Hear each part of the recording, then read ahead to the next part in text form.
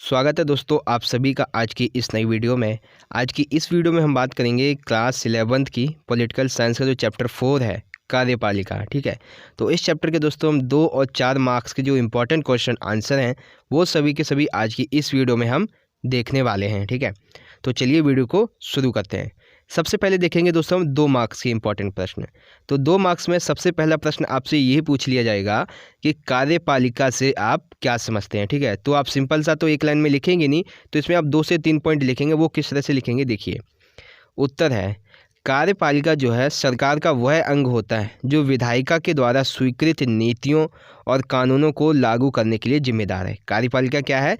यह जो है सरकार का एक ऐसा अंग होता है जो विधायिका के द्वारा लागू किए गए नीतियों कानूनों को मतलब जो नीतियाँ उन्हें स्वीकृत की जाती है उनको लागू करवाता है, नीतियों को कानूनों को। ठीक है, भारत का जो राष्ट्रपति होता है वो नाम मात्र का कार्यपालिका के लिए एक उदाहरण होता है। ठीक है, और जो कार्यपालिका होती है उसमें कौन कौन शामिल होता है? कार्यपालिका में केवल राष्ट्रपति ही नहीं, प्रधानमंत्री नहीं, मंत्री भी नहीं, यहाँ तक कि पूरा का पूरा प्रशासनिक ढांचा, सिविल सेवा के सदस्य भी इसमें शामिल है। यानी कि केवल राष्ट्रपति प्रधानमंत्री मतलब राष्ट्रपति के साथ साथ प्रधानमंत्री, मंत्रिपरिषद और पूरा प्रशासनिक ढांचा, सिविल सेवा के सदस्य भी कार्यपालिका में शामिल हैं। ठीक है, तो जब ये 2 मार्क्स में ऐसे पूछा जाएगा तो आप ये 3 पॉइंट आसानी से लिख सकते हैं। इसमें से आप भारत का राष्ट्रपति नाम मात्र की कार्यपालिका का उदाहरण है, ये आप हटा भी देंगे तो भी आपको 2 नंबर मिल जाएंगे, आप ये 2 पॉइंट लिखेंगे तो। ठीक है, बात करते हैं अगले प्रश्न की। अगला प्रश्न है अध्यक्षात्मक और अर्ध अध्यक्षात्मक व्यवस्था में अंतर बताइए। यानी कि अध्यक्षात्मक व्यवस्था और अर्ध अध्यक्षात्मक व्यवस्था में क्या अंतर है? तो देखिए, पहली अध्यक्षात्मक व्यवस्था, अमेरिका में अध्यक्षात्मक व्यवस्था अपनाई गई है और यहाँ की जो कार्यकारी शक्तियाँ हैं वो है राष्ट्रपति के पास। यानी कि अध्यक्षात्मक व्यवस्था में क्या होता है, जो महत्वपूर्ण शक्तियाँ होती हैं, कार्यकारी शक्तियाँ जो होती हैं वो राष्ट्रपति के पास होती हैं, जिसका उदाहरण है अमेरिका। दूसरा है अर्ध अध्यक्षात्मक, यानी फ्रांस में राष्ट्रपति और प्रधानमंत्री अर्ध अध्यक्षात्मक व्यवस्था के हिस्से। यानी कि दूसरा जो है अर्ध अध्यक्षात्मक, ये भारत नहीं, फ्रांस में अपनाई गई है, जहाँ पे राष्ट्रपति और प्रधानमंत्री इस व्यवस्था के महत्वपूर्ण हिस्से हैं। राष्ट्रपति और प्रधानमंत्री जो होता है वहाँ पे फ्रांस में, और जो अन्य मंत्रियों की नियुक्ति करता है, पर उन्हें पद से हटा नहीं सकता क्योंकि वे संसद के प्रति उत्तरदायी होते हैं। यानी कि फ्रांस में जो राष्ट्रपति और प्रधानमंत्री होता है ये अन्य मंत्रियों की नियुक्ति तो करते हैं, लेकिन उन्हें उन पद से नहीं हटा सकते। क्यों? क्योंकि वो वहाँ की संसद के लिए उत्तरदायी होते हैं। ये होता है इन दोनों का फ़र्क, एक अध्यक्षात्मक है और एक अर्ध अध्यक्षात्मक है। ठीक है, तो ये 1-1 मार्क्स में भी पूछे जा सकते हैं और 2-2 मार्क्स में भी अलग से। ठीक है, तो ये था आपका क्वेश्चन नंबर 2 2 मार्क्स का। आई होप आप समझ गए होंगे। तो 2 मार्क्स के यही 2 प्रश्न बनते हैं इस चैप्टर से इंपॉर्टेंट। तो देख लीजिए कार्यपालिका से आप क्या समझते हैं और अध्यक्षात्मक और अर्ध अध्यक्षात्मक व्यवस्था में क्या अंतर है। ठीक है, अब बात करेंगे हम 4 मार्क्स के इंपॉर्टेंट प्रश्न की। 4 मार्क्स के दोस्तों 3 इंपॉर्टेंट प्रश्न हैं यहाँ पे आपके। ठीक है, तो तीनों के तीनों अभी हम देखने वाले हैं। सबसे पहला प्रश्न है कि राष्ट्रपति को उसके पद से कैसे हटाया जाता है। यानी राष्ट्रपति जो है उसे उसके पद से हटाने के लिए क्या किया जाता है। ठीक है, फिर इसी को अलग से पूछा जा सकता है राष्ट्रपति पर महाभियोग जो होता है वो कैसे चलता है। ये जो महाभियोग की प्रक्रिया होती है वो कैसे चलता है, या फिर महाभियोग क्या होता है इसका वर्णन कीजिए। ठीक है, तो देखिए महाभियोग का वर्णन करते हैं। पहला पॉइंट है राष्ट्रपति को उसके पद से हटाने के लिए उसके ऊपर महाभियोग चलाया जाता है। ऐसा तब किया जाता है जब राष्ट्रपति संविधान का कोई उल्लंघन करता है। यानी जो राष्ट्रपति होता है उसको हटाने के लिए इस महाभियोग को उसके ऊपर चलाया जाता है, और ये महाभियोग तभी चलाया जाता है उसके ऊपर जब राष्ट्रपति कोई ऐसा कार्य करता है जो कि संविधान का उल्लंघन हो, तभी उस पर यह महाभियोग चलाया जा सकता है। ठीक है, और ये महाभियोग किसके द्वारा चलाया जाता है? संसद के द्वारा। ठीक है, राष्ट्रपति पर अब महाभियोग, देखिए इसको राष्ट्रपति को किस तरह से हटाया जाता है वो प्रक्रिया यहाँ पे बताते हैं कि राष्ट्रपति पर महाभियोग का प्रस्ताव संसद के किसी भी सदन में, चाहे वो लोकसभा हो या राज्यसभा हो, उसमें पेश किया जाता है। यानी कि राष्ट्रपति से संबंधित ये जो महाभियोग प्रस्ताव है ये संसद के किसी भी सदन में, चाहे वो लोकसभा हो या राज्यसभा हो, वहाँ पर पेश किया जाता है। यदि ये प्रस्ताव जो है उस सदन में 2/3 बहुमत से अधिक मतलब प्रस्तावित हो जाता है तो फिर ये अगले सदन में पहुंचता है। ठीक है, यदि यह प्रस्ताव इस प्रस्ताव को 2/3 से अधिक बहुमत प्राप्त हो जाता है तो उसके विरुद्ध लगाए गए आरोप के दूसरे सदनों द्वारा जांच की जाती है। यानी कि मान लीजिए पहले ये लोकसभा में गया, लोकसभा में जाने के बाद इसे 2/3 बहुमत मिल गया, अभी इसको 2/3 बहुमत मिल गया, फिर जाएगा ये राज्यसभा में। राज्यसभा में जाने के बाद अगर इसे वहाँ से भी 2/3 बहुमत स्वीकार हो गया तो राष्ट्रपति को अपना पद त्यागना पड़ेगा। यानी कि यदि दूसरे सदन में भी उन आरोपों को 2/3 बहुमत से स्वीकार कर लिया गया तो राष्ट्रपति को अपने पद से हटना ही पड़ेगा। तो इस तरह से जो महाभियोग की प्रक्रिया होती है वो राष्ट्रपति पे चलती है और राष्ट्रपति जो होता है उसे अपने पद को त्यागना पड़ जाता है। ठीक है, तो ये था हमारा प्रश्न 1 4 मार्क्स का कि राष्ट्रपति को उसके पद से कैसे हटाया जा सकता है या राष्ट्रपति पर महाभियोग कैसे चलता है या फिर महाभियोग का वर्णन कीजिए। ठीक है, तो इस तरह से राष्ट्रपति को उसके पद से हटाया जाता है महाभियोग की प्रक्रिया के द्वारा। ठीक है, बात करते हैं दोस्तों अगले प्रश्न की। अगला प्रश्न है, देखिए ये प्रश्न जो है वो बहुत इंपॉर्टेंट है और ये बहुत बार पूछा भी गया 4 मार्क्स में कि क्या मंत्रिमंडल की सलाह राष्ट्रपति को हर हाल में माननी पड़ती है। यानी जो मंत्रिपरिषद होता है, ठीक है, मतलब कि जो मंत्रिमंडल होता है उसकी सलाह जो होती है वो राष्ट्रपति को हर हाल में माननी पड़ती है। ठीक है, तो देखिए क्या होता है, ये ई लिखा है, आप इस ई को भूल जाइए। यहाँ पे देखिए बेसिकली ये है कि कई मामलों में राष्ट्रपति को हर हाल में मंत्रिमंडल की सलाह मानने के लिए बाध्य होना पड़ता है। यानी कि कई मामले ऐसे होते हैं जिसमें राष्ट्रपति को हर हाल में जो मंत्रिमंडल होती है उसकी सलाह माननी पड़ती है। और वो क्या है, यहाँ पे देखिए हम चर्चा करते हैं। पहला पॉइंट, भारत की संसदीय शासन प्रणाली के द्वारा राष्ट्रपति शासन अथवा कार्यपालिका का संवैधानिक प्रधान होता है। यानी कि यहाँ पे ये बताया जा रहा है कि भारत की संसदीय शासन प्रणाली के द्वारा जो राष्ट्रपति है वो शासन का और कार्यपालिका का एक संवैधानिक प्रधान ही होता है।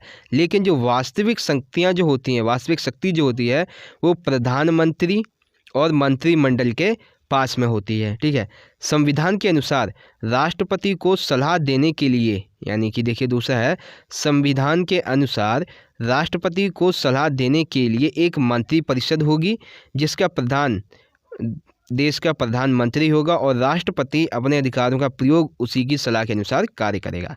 यानी कि संविधान में ये कहा गया है कि राष्ट्रपति जो है वो अगर कोई भी कार्य करता है अपने विशेष अधिकारों के अलावा जो उसे अगर कुछ कार्य करना है तो वो सारे के सारे कार्य अपने मंत्री जो प्रधानमंत्री होता है उसकी सलाह के अनुसार करेगा। क्यों?